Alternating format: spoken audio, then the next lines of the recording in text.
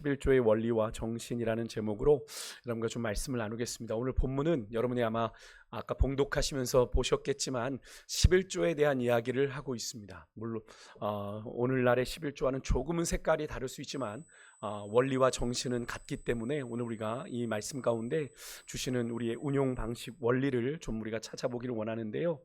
이스라엘 공동체 안에서 백성들은 따로 기업을 분배받지 못한 레위인들에게 11조를 주어서 이 성막을 회막을 섬기는 일을 온전히 감당할 수 있도록 지원해야 됐습니다. 오늘 우리가 읽었던 21절의 말씀이 그 사실을 이야기하고 있죠. 그렇게 백성들의 11조를 받는 레위인 또한 그렇다고 그것을 받는 것으로 끝나는 것이 아니라 그 11조에 또 11조를 들여서 모든 것의 주인 되신 하나님을 의지하고 받은 것을 귀하게 여기는 삶을 살아야 하는 것이 11조에 담겨있는 정신이었는데요.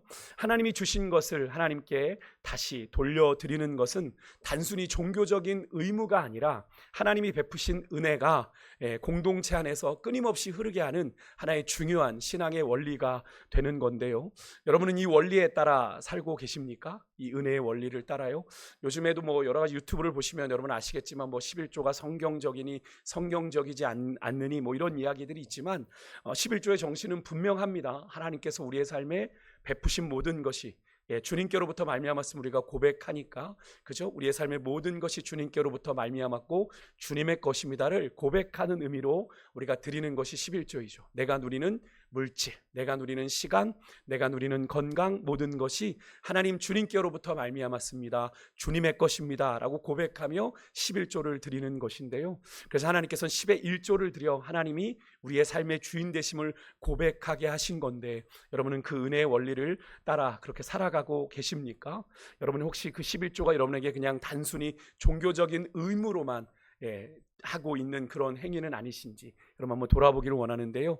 2주 전에 살펴본 것처럼 레위인들은 하나님이 거하시는 거룩한 장소인 성막에 일반 백성들이 무심코 가까이 옴으로써 당할 수 있는 그 죽음을 피할 수 있도록 따로 구별되어 세운 자들이죠. 그래서 레위인들로 하여금 성막을 하나님께서 지키게 하셨습니다. 그 당시만 해도 성과 속이 확실하게 구분되어 있었죠. 주님이 거하시는 성전은 지극히 거룩한 곳이었기 때문에 일반 사람들이 함부로 나아갈 수가 없었던 장소입니다. 지금 우리가 이렇게 교회를 드나들듯 자유롭게 다닐 수가 있었던 곳이 아닌데, 무심결에 사람들이 제사를 드리러 왔다가 거룩한 곳에 잘못 들어가서 죽임을 당하는 일이 없도록 성막을 관리하고 돌보는 책임을 맡았던 자들이 레위인들인데요.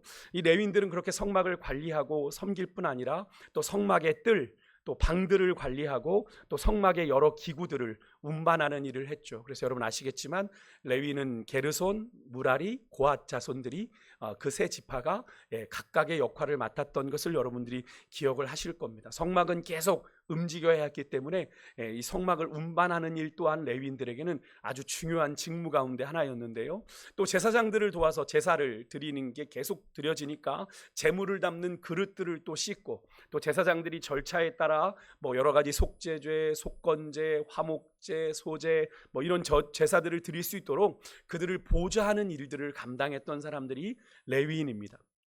이렇게 레위인들은요, 성막 봉사를 위해 따로 구별된 특별한 지파였기 때문에 그들은 가나안 땅의 정복 이후에도 땅을 분배하는 데 있어서 제외되죠. 그래서 기업을 따로 받지 못하고 대신에 그들에게는 48개의 성읍이 주어졌지만 그 성읍에는 따로 농사를 지을 논이나 밭, 과수원 같은 것이 할당되지 않았습니다. 그러니까 자생으로 그들이 살아갈 수 있는 근거는 없었던 것이 레위 지파입니다. 그러다 보니까 이 레위인들이 별도로 생활을 할 수 있는, 생존할 수 있는 대책이 필요했는데, 그것이 바로 뭐예요? 오늘 본문 21절에 나오는 온 백성들이 각 지파별로 11조를 들여서 10의 1조를 들여서 그들의 생활을 책임지는 겁니다. 십시일반으로 나머지 지파들이 11조를 들여서 레위 지파 하나를 책임지는 거죠. 언뜻 보면 레위 지파가 특권 누리는 거 아니냐, 손 안 대고 코 푸는 거 아니냐, 이런 오해도 할 수 있는데 그렇지 않습니다. 이것은 상당히 책임이 따르는 거룩한 사명을 그들이 감당하고 있기 때문에 그런데요. 23절에 보면 여러분 레위인들이 회막에서 봉사하며 자기들의 죄를 담당할 것이다 라는 표현이 나와요. 이게 무슨 말인 것 같습니까? 뭐 레위인들이 자신들의 죄를 스스로 담당한다 이런 의미일까요? 이 구절에서 레위인들이 담당해야 되는 자기들의 죄라고 하는 이 번역이 우리 개역 한글에는 개역 개정에는 자기들의 죄라고 번역이 돼 있지만 새번역과 현대 우리말 성경에 보면 성막을 더럽히는 죄라고 번역이 되어 있고요. 캐톨릭과 같이 보는 공동 번역에서는 다른 사람들의 죄로 번역이 되어 있습니다. 그러니까 전혀 다른 의미 아닙니까? 라고 얘기할 수 있지만 결국에는 어떤 걸 의미하는 거겠어요? 레위인들이 성막에서 일어날 수 있는 모든 죄의 위험거리에 대해서 누가 책임을 진다? 레위인들이 책임을 진다. 그 사람이 책임을 지는 게 아니라 레위인들이 책임을 진다라는 의미입니다. 그래서 어떤 학자들은 이 제사장과 레위인들이, 제사장도 레위인 중에 하나죠. 고핫 자손에서 아론 지파가 이 제사장의 역할을 감당했으니까요. 제사장과 레위인들이 마치 성막 안에 흐르는 일종의 그 거룩함, 성막 그 성소에서 나오는 거룩함의 강한 전류를 대신 받아들이는 피레침 같은 존재가 레위인이다라고 얘기했던 학자들도 있습니다. 그로 인해서 일반 백성들이 제사나 다른 목적으로 성막에 이렇게 접근하게 되었을 때 그 레위인, 피레침 같은 레위인들로 인해서 혹시라도 하나님의 거룩함의 침범에 감전될 수 있는 위험을 피할 수 있게 되는 존재가 바로 이 레위인이었다라고 하는 건데요. 이것이 바로 오늘 본문 23절이 의미하는 바입니다. 한마디로 레위인들이 백성들을 대신해서, 일반 백성들을 대신해서 성막에서 일어날 수 있는 모든 위험을 감수한다 라는 의미가 바로 23절의 의미인데요. 성막에서 일어나는 위험은 가벼운 위험이 아니죠. 어디 다치고 이러는 게 아니라 거의 생명과 직결되어 있습니다. 대제사장조차도 함부로 지성소로 나아가면 여지없이 죽게 되는 것이 성막의 거룩함이지 않습니까? 그러니까 생사가 걸린 아주 위험한 일이기 때문에 그런 위험을 감수하며 성막에서 일을 하고 있는 레위인들에게 그렇게 생명을 걸고 일을 하는 거죠. 그런 생명수당을 주듯 그런 그에 따른 보상이 레위인들에게 주어지는 것인데요. 그 보상이 바로 뭐예요? 오늘 백성들이 하나님께 자신들을 대신하여 봉헌하는 그 11조, 백성들이 하나님께 봉헌하는 11조를 이 레위인들의 기업으로 주는 겁니다. 정리하면 하나님이 레위인들을 성막 봉사의 직무에 온전하게 헌신하게 하시고 그 대가로 백성들의 11조를, 각 지파의 11조를 그들에게 공급해 주신 건데요. 이 11조 규정에는 크게 두 가지 규정 원리가 담겨 있습니다. 첫째는 주님의 일을 맡은 자들의 생계를 공동체가 지원하는 것이 마땅하다. 왜냐하면 그 일을 온전히 전담하니까요. 그래서 사도 바울도 신약에 넘어오면 디모데전서 5장 17절 18절에서 이렇게 말을 했습니다. 우리 같이 한번 읽어볼게요. 같이 읽습니다. 시작.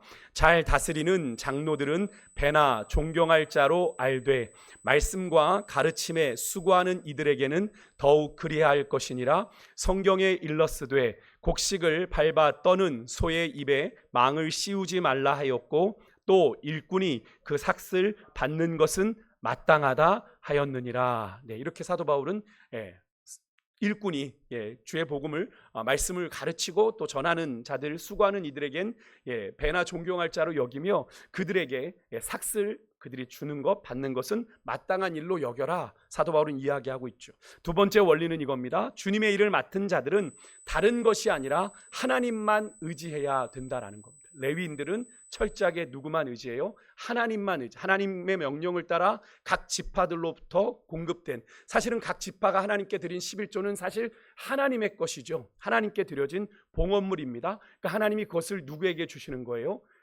레위인들에게 주시는 거거든요. 이렇게 직접 가는 게 아니라 하나님께 드려진 봉헌물입니다. 그것을 하나님께서 레위인들에게 그들의 봉사의 대가로 주시는 것이기 때문에 레위인들이 지파들을 통해 공급받는다기보단 하나님께 의지하여 그들의 삶을 영위해 간다라고 볼 수 있는 거죠. 그래서 사도 바울이 갈라디아 교회 성도들을 향해서도 이렇게 당부를 했습니다. 갈라디아서 6장 6절과 10절의 말씀을 한번 연이어 읽도록 하겠습니다. 같이 읽습니다. 가르침을 받는 자는 말씀을 가르치는 자와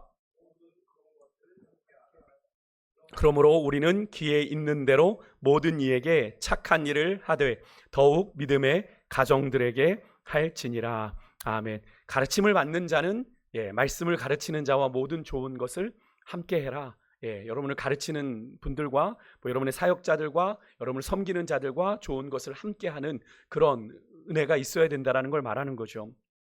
우리는 기회 있는 대로 모든 이에게 착한 일을 하되 더욱 믿음의 가정들에게 착한 일을, 선한 일들을 해라 당부하고 있는 건데요.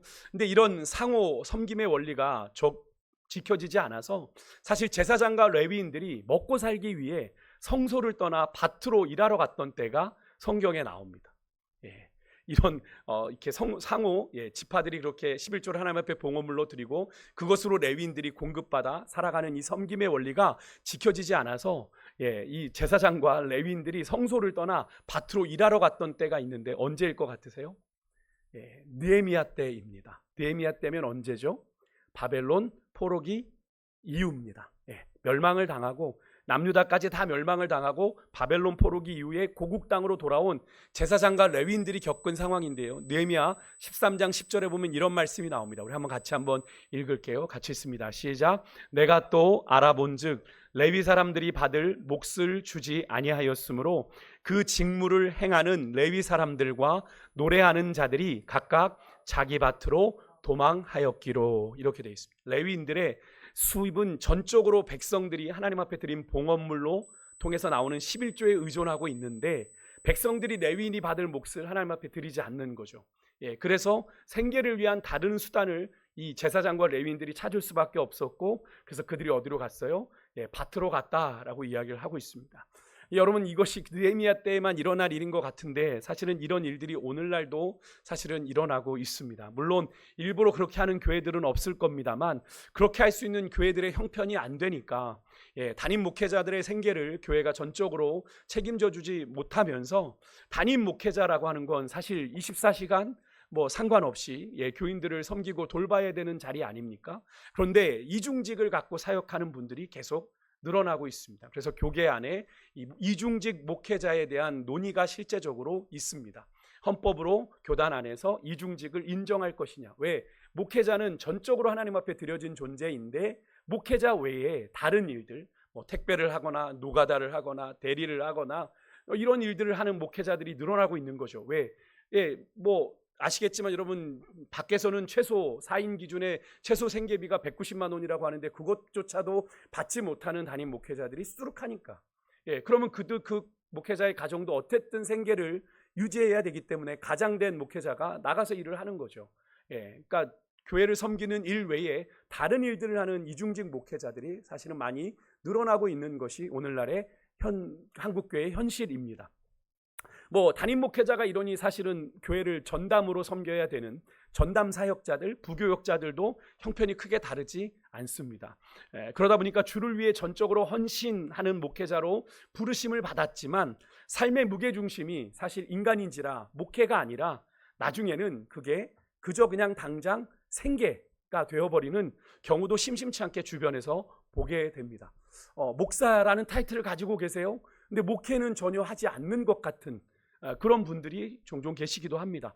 왜냐하면 생계에 너무 몰입하다 보니 목회지가 제대로 목양되지 않은 까닭에 주객이 전도되어 버린 거죠. 타이틀은 목사란 타이틀을 가지고 있는데 목회적인 부분은 최소한으로 남아있고 그냥 생계를 위해서 한 주간을 살아가시는 목회자들도 있는 것이 오늘날의 한국교회의 현실입니다. 느헤미야 시대의 안타까운 그 현실이 오늘날에도 반복되고 있다는 사실이 참 안타까운데요. 물론 여러 가지로 목회자들의 처우 개선이나 부교역자들의 그런 생계에 대한 보장이나 너무 좋은 이야기지만 사실 현실적으로 한국교회 가운데 그것을 온전히 감당할 수 있는 교회가 사실 그렇게 많지가 않은 것이 사실이거든요. 그래서 이렇게 백성들의 그런 현실이 계속 반복되고 있는 오늘의 현실인데 이렇게 백성들의 11조를 자신들의 몫으로 받는 레위인 또한 26절에 또 하나님께 보면 11조를 드려야 했는데 함께 읽어볼게요. 26절 오늘 말씀입니다. 같이 읽습니다. 시작. 너는 레위인에게 말하여 그에게 이르라. 내가 이스라엘 자손에게 받아 너희에게 기업으로 준 11조를 너희가 그들에게서 받을 때에 그 11조의 11조를 거제로 여호와께 드릴 것이니라. 아멘. 이렇게 레위인이 자신이 받은 11조의 11조를 하나님께 드리면 27절에 보니까 하나님이 그렇게 레위인들이 드린 11조의 예물을 백성들이 타작마당에서 드린 곡물처럼, 포도주 틀에서 드리는 즙처럼, 서산물을 드리는 것처럼 여기시겠다. 그들이 농사지어 드린 것처럼 여기시겠다 말씀하고 계시는 건데요. 그렇게 백성들이 타작마당에서 거둔 첫 소산물을 하나님을 기쁘시게 하는 아름다운 것으로 드리는 것처럼 레위인들의 그 헌신 또한 하나님이 받으시겠다라고 말씀하는 건데요. 그렇게 드려진 레위인들의 11조는 또 제사장들의 몫으로 하나님께서 돌아가게 하셨는데요. 이것이 하나님이 정하신 질서입니다. 공동체 안에서 은혜가 자연스럽게 흘러가게 하신 거죠. 지파들을 통해 레위인에게, 레위인을 통해 또 제사장에게 그 은혜가 흘러가게 하신 겁니다. 우리가 하나님께 여러분 무언가를 받았다는 것은 곧 하나님께 내가 다시 돌려드릴 책임이 따른 것을 여러분 의미합니다. 즉 우리가 구원받은 것도 여러분 우리가 어떤 자격과 조건을 갖추어서가 아니잖아요. 그죠? 하나님의 전적인 은혜로 구원을 받았다. 이 말은 자격 없는 우리가 구원을 받았다는 거죠. 그래서 전적인 은혜란 표현을 쓰는 거잖아요. 또 그 외에도 우리가 지금 구원을 받은 것뿐 아니라 지금까지 살아오면서 많은 은혜와 복을 누리며 살고 있죠. 맞습니까? 맞아요? 우리의 노력과 수고로 살고 있는 겁니까? 아니죠. 하나님의 은혜로 우리가 살고 있는데 그것이 분명하다면 우리 또한 그 받은 구원의 은혜뿐 아니라 우리가 당연한 듯 누리고 있는 일상에서 누리는 은혜, 내가 숨을 쉬며 살며 꿈을 꾸는 삶 우리가 찬양하지 않습니까? 그건 당연한 일상이잖아요. 우리가 당연하다고 느끼는 건데 그것도 당연하지 않다라고 우리는 찬양하잖아요. 그것이 은혜라고 고백하는데 정말 그렇게 고백하며 사십니까? 그렇게 우리가 당연한 듯 누리는 일상에서의 누리는 은혜와 복에 대해서 하나님께 감사를 돌려야 될 책임이 우리에게 있다라고 하는 거예요. 하나님은 그렇게 받은 것을 나누고 드리는 이들을 통해서 그들이 속한 공동체를 더욱 풍성하게 만드시는 건데요. 이런 은혜가 저는 우리 세강교회 가운데 넘치기를 소망합니다. 그런데 여러분 이 모든 일에 결정적인 전제가 하나 있어요. 그게 뭔지 아십니까? 이 11조를 드림에 있어서 사실 우리가 가장 중요한 전제는 이겁니다. 하나님이 모든 것의 주인 되심을 인정하는 데 있습니다. 여러분 그거 인정하십니까? 하나님이 우리의 삶의 모든 것의 주인 되심을 믿으십니까? 내가 가지고 있다고 해서 내 것이 아니에요. 우리의 소득과 물질이 나의 수고의 당연한 결과가 아니라 하나님이 허락하셔서 내가 가진 것이고 내가 하나님이 누리게 하셔서 누리고 있다라는 것이기에 궁극적으로는 내가 가진 모든 것들이 하나님께 속한 것임을 인정하는 데 있어요. 그래서 하나님께 받은 것이 우리가 많든 적든 하나님께 드리는 것은 그 하나님에 대한 믿음을 드리는 행위입니다. 그러니까 단순히 헌금하는 게 아니라 우리가 하나님께 받은 것들을 많든 적든 드리는 건 내가 하나님을 신뢰합니다. 하나님이 내 삶의 주인 되심을 내가 믿습니다라는 고백으로 드리는 믿음의 행위라는 겁니다. 그러니까 우리가 구원받은 하나님의 자녀라면 하나님께 드리는 이 헌금 생활을 통해서 하나님을 향한 우리의 감사, 그죠? 하나님을 향한 신뢰를 표현하는 일에 우리가 적극적으로 동참해야 되는 겁니다. 여러분 이것을 또 박 목사 헌금 이야기 그렇게 생각하지 않으실 거라고 생각합니다. 그죠? 우리가 하나님의 은혜를 받은 자라면 하나님께 은혜를 표현할 수 있어야 되고 그 은혜에 감사를 드릴 수 있어야 한다라는 거죠. 그래서 여러분 출애굽기 23장 15절에 보면 이렇게 하나님이 이스라엘 백성들에게 명령하신 게 나와요. 우리 한번 읽어볼게요. 같이 읽습니다. 시작. 너는 무교병의 절기를 지키라. 내가 내게 명령한 대로 아비벌의 정한 때에 이레 동안 무교병을 먹을지니 이는 그달에 내가 애굽에서 나왔음이라. 빈손으로 내 앞에 나오지 말지니라. 아멘. 여기서 무교병의 절기 어디 절기입니까? 무교절이라고도 하고 유월절이죠. 유월절과 무교절은 거의 같은 개념인데 무교병을 먹었으니까. 그런데 그 유월절을 지키라 명령하시면서 맨 마지막에 뭐라고 그러세요? 너희들이 내게 빈손으로 내 앞에 나오지 말아라. 주님 앞에 절기를 드리며 주님께 감사의 절기로 나와요. 그죠? 그달에 너희가 애굽에서 나왔어요. 출애굽하는 구원의 은혜를 경험했어요. 그 절기를, 그 구원의 은혜를 기뻐하며 너희들이 나오는데 빈손으로 나오지 말아라 말씀하고 계십니다. 여러분 하나님이 앞에 나올 때 절대 빈손으로 나오지 말아라. 여러분 이 말은 하나님을 예배할 때 하나님이 베풀어 주신 은혜와 복에 대한 감사를 어떻게든 표현하며 나와야 된다라는 거죠. 그래서 예수님께서 과부의 2렙돈을 보시면서 뭐라고 하셨어요? 전부를 드렸다라고 얘기하는 것 아닙니까? 여러분 하나님이 가난해서 이런 요구를 하시는 걸까요? 하나님이 돈이 없어서? 그런 걸까요? 아니죠. 전혀 아니죠. 하나님을 향한 우리의 마음, 우리의 진심을 보시려는 거죠. 우리가 하나님의 은혜에 대한 감사를 얘기하는데 그 마음이 정말 진심인지를 보려고 하시는 거죠.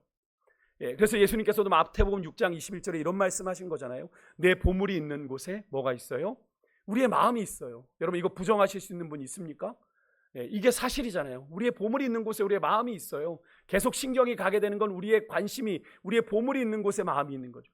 여러분 우리의 마음이 정말 하나님을 향해 있는지를 보시기 위해서 주님께서는 절기에 나올 때 우리가 하나님께 감사하다라고 이야기하는데 그 감사가 진심인지를 알시기 위해서 우리에게 빈손 가지고 나오지 말라고 하시는 거예요. 여러분은 그런 마음, 그런 하나님의 마음을 알고 여러분 주님 앞에 그런 마음으로 감사하고 계십니까?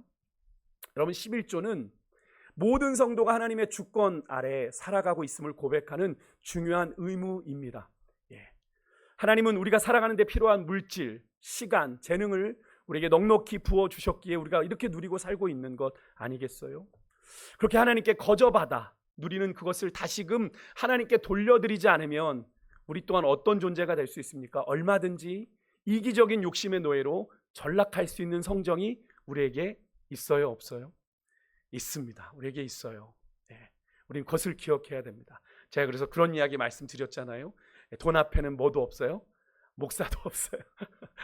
죄송해요. 돈 앞에는 목사도 없어요. 돈 앞에는 목사님도 없습니다. 그래서 목회자들이 조심해야 되는 것이 돈이에요. 여러분 사도 바울이 그래서 고린도 교회 성도들에게 연보, 예루살em 교회를 헌금, 좀 쉬운 말로 하면 헌금에 대해서 이야기하면서 이런 당부를 했습니다. 우리 고린도후서 9장 7절 말씀 한번 읽어볼게요. 같이 읽습니다. 시작. 이것이 곧 젊게 심는 자는 적게 거두고 많이 심는 자는 많이 거둔다 하는 말이로다. 각각 그 마음에 정한 대로 할 것이요 인색함으로나 억지로 하지 말지니 하나님은 즐겨내는 자를 사랑하시느니라. 아멘. 그 마음에 정한 대로 하는데 하나님을 향해서 인색함이나 억지로 하지 말고 하나님을 향해 즐거운 마음으로 즐겨내는 자를 하나님이 사랑하신다. 우리의 형편을 따라 드리되 그 마음이 마지못해 억지로 어쩔 수 없이 드리는 게 아니라 기쁜 마음으로 하나님께 드릴 수 있어야 된다라고 사도 바울은 이야기하고 있는 겁니다. 누구든지 마지못해 하거나 강제로 억지로 하는 사람 하나님의 은혜가 없다라는 걸 의미하는 거예요. 그러면서 이어지는 9장 8절에 이렇게 말씀합니다. 우리가 이 7절 말씀만 주로 읽는데요. 9장 8절의 말씀까지 한번 읽어볼게요. 같이 읽습니다. 시작. 하나님이 능히 모든 은혜를 너희에게 넘치게 하시나니 이는 너희로 모든 일에 항상 모든 것이 넉넉하여 모든 착한 일을 넘치게 하려 하심이라. 아멘. 여기에 반복되는 단어가 뭡니까? 모든이죠. 모든 은혜를 넘치게 하시고 모든 일에 모든 것이 넉넉하여 모든 착한 일을 넘치게 하게 하려 하심이라. 사도 바울은 하나님 헌금, 하나님을 위해 이 연보라는 건 그저 어려움을 당하고 있는 예루살렘 교회를 향해 각 교회들이 헌금을 거뒀거든요. 헌금을 내는 사람들을 사도 바울이 격려하기 위해서 풍성한 은혜를 주시는 하나님을 언급하고 있어요. 능히 모든 은혜를 너에게 넘치게 하시지 않느냐. 하나님에게 인색하지 아니하고 즐겨나는 자에게 주시는 하나님의 보상이 있다라는 걸 이야기하는 거예요. 어떤 보상입니까? 하나님이 그의 자녀들의 삶에 필요한 것들을 다 주실 뿐 아니라 모든 일에 항상 모든 것이 넉넉하게 주신대요. 그죠? 그래서 다른 사람들도 도울 수 있게 하신다. 그래서 하나님의 법칙은요, 내가 퍼준다고 마이너스가 되게 하시는 것이 하나님의 법칙이 아닙니다. 사도 바울은 왜 이런 말을 했냐면 그 가운데도 그 당시에도 그런 마음을 가진 자들이 있었어요. 내가 혹이라도 이 예루살렘 교회 보낸다고 헌금했다가 내가 어려움 당하지 않을까? 내가 손해보지 않을까? 내 재산에 손실나지 않을까? 염려하고 불안해하는 자들이 있었어요. 그런 자들을 향해서 하나님의 약속을 주고 있는 거예요. 하나님이 그렇게 하시지 않을 거야. 지금까지도 너희들에게 모든 은혜를 넘치게 했잖아. 너희로 모든 일에 항상 모든 것이 넉넉하여 너희들에게 넘치게 하실 주님을 신뢰해 라고 사도 바울은 이야기하고 있는 건데요. 여러분 하나님의 계산에는 마이너스, 손해가 없음을 분명히 믿으시길 바랍니다. 하나님을 위해서 드려보셔야 경험하는 거예요. 여러분 예전에 어른 목사님들이 그런 말씀을 하실 때 저에게도 약간 그런 반감이 있었습니다. 헌금 내라고 얘기하시나 보다. 저도 젊은 마음에 그런 마음이 들었는데요. 그런데 이 헌금은요, 여러분 헌금은 하나님께 드려봐야 경험하게 되는 거예요. 드려보지 않고는 하나님이 어떻게 그것을 통해서 역사하시는지를 경험할 수가 없어요. 저는 여러분들에게 도전하고 싶은데 하나님이 여러분이 하나님께 하나님의 즐거운 마음으로 드렸을 때 하나님이 여러분 삶에 어떻게 채우시는지를 경험하실 수 있기를 간절히 소망해요. 하나님의 계산에는 손해가 마이너스가 없습니다. 흩어 구제했는데 하나님이 더 풍성하게 채우시는 걸 경험하게 됩니다. 제가 그렇게 길지 않지만 목회를 20년 해오면서 하나님이 주시는 부유함을 누렸던 분들이 그런 분들이었습니다. 주를 섬기는 일에 또 성도들을 섬기는 일에 넉넉하게 베푼 분들이 계세요. 티내지 않아요. 그런 분들은 자기가 얼마 있는지 티내지 않습니다. 뒤로 슬쩍슬쩍 섬깁니다. 그런데 그분들의 삶에 하나님이 이렇게 채우시고 저렇게 채우시는 은혜들을 경험해요. 그러니까 계속 흩어 보내는 겁니다. 흩어 구제하는 거예요. 여러분, 조금 전 읽은 우리 9장 8절에 고린도서 9장 8절의 말씀대로 이미 우리에게 주신 은혜가 넘치게 부어주셨고요. 능히 우리가 하는 모든 일에 하나님이 넉넉하게 하셔서 모든 착한 일에 넘치게 해주실 것을 여러분 믿으시기를 주 여러분 축복합니다. 그래야 드릴 수 있는 거예요. 하나님이 채우신다라는 믿음이 있어야 드릴 수 있는 거잖아요. 인간인지라 그런 계산 안 할 수 없거든요. 하나님이 채우신다라는 믿음이 있으면 드리게 되는 거죠. 우리 교회 공동체 안에서도 여러분 하나님을 섬기기 위해 자신의 인생을 드린 사역자들도 있고 또 우리가 후원하는 선교사님들도 있는데요. 우리는 그들이 주님께서 맡기신 사명 잘 감당할 수 있도록 물질로도 때로는 후원해야 되고 또 공동체 안에서 고난당하고 곤고한 중에 있는 자들을 돕기 위해서 우리의 시간도 물질도 나눌 수 있는 그런 공동체가 되어야 될 줄 믿습니다. 그래서 교회 안에는 때로는 구제비 같은 것도 좀 필요하긴 합니다. 그래서 어려움 당하는 성도들이 있을 때 그것을 통해서 구제할 수 있는 방법도 있어야 되는데 우리가 그런 공동체가 될 수 있었으면 좋겠고요. 그렇게 할 때 여러분 물질과 시간을 하나님께 드리는 것을 우리가 우리의 삶의 생활화하는 가정 속에서 우리는 주님이 주시는 이 세상이 줄 수 없는 참된 자유와 기쁨을 맛보게 됩니다. 자꾸 드리게 나누었는데 하나님이 채우시는 걸 경험하게 되는 분들을 보니까요. 그분들은 재물에 대한 자유함이 있으시더라고요. 내가 하나님 앞에 드려도 하나님이 채우십니다. 이거 내 거 아닙니다. 라는 그런 고백들을 하세요. 하나님, 목사님, 가끔 저에게도 그런 분들이 종종 계시는데 그런 분들에게 어떻게 이렇게 하십니까? 라고 얘기하면 목사님 이거 제게 주신 것 나누는 것 아닙니다. 하나님께서 나누라 주셔서 흘려보내는 겁니다. 라는 이야기를 하세요. 물질에 대해서 자유와 기쁨을 맛보는 것을 경험하게 되는데요. 여러분들에게도 그런 은혜가 있으시기를 주의 이름으로 축복합니다. 이것은 해보셔야 되는데요. 그런 은혜가 여러분들에게 있으시길 바라요. 말씀을 마치겠습니다. 오늘 본문은 하나님께서 드려진 이 백성들의 11조가 레위인들에게 주어지고 레위인은 그 중에 일부를 다시 하나님께 드렸다라는 걸 말씀하고 있는데 이 11조의 원리는 주님의 일을 전적으로 맡은 자들을 도와야 하는 오늘날에도 그대로 적용되는 원리입니다. 그래서 교회를 섬기는 자들을 후원하는 것은 하나님의 명령에 순종하는 거예요. 그리고 우리가 받은 것 중에 일부를 다시 하나님께 드리는 그것은 하나님을 향한 우리의 믿음, 우리의 신앙을 표현하는 행위다. 어떤 믿음이에요? 어떤 신앙입니까? 하나님이 내 삶의 주인이십니다. 하나님께서 내게 허락하여 주신 겁니다. 내가 누리는 모든 것은 하나님이 허락하신 겁니다라는 그 믿음을 표현하는 행위다 라는 것을 여러분 기억하시고 여러분 하나님께 드림에 있어서 인색하지 않으셨으면 좋겠어요. 하나님께 있어서는 여러분이 하실 수 있는 믿음의 부요함을 가지고 하나님께 헌신하는 그런 여러분이 될 수 있기를 바라고요. 그렇게 하나님께 드리는 것을 소홀히 하지 아니하고 거룩하게 여기며 형식이 아니라 의무가 아니라 믿음과 감사로 하나님께 드릴 때 그 예물이 하나님이 받으실 만한 아름다운 예물이 된다. 오늘 성경은 우리에게 이야기하고 있습니다. 우리가 하나님 앞에 예물을 드리는 여러분의 마음을 한번 잘 점검해 보십시오. 여러분이 드리는 그 헌금이 하나님이 받으실 만한 아름다운 예물인지 그것은 어떻게 알 수 있다고요? 우리가 하나님을 향한 기꺼운 즐거운 마음으로 주님 앞에 우리의 믿음과 감사로 그 예물을 하나님 앞에 드릴 때 그것이 하나님께 받으실 만한 아름다운 것이 된다라고 오늘 성경은 우리에게 말합니다. 하나님께 받은 것을 하나님께 다시 돌려드린다는 건 단순한 종교적 의무가 절대 아닙니다.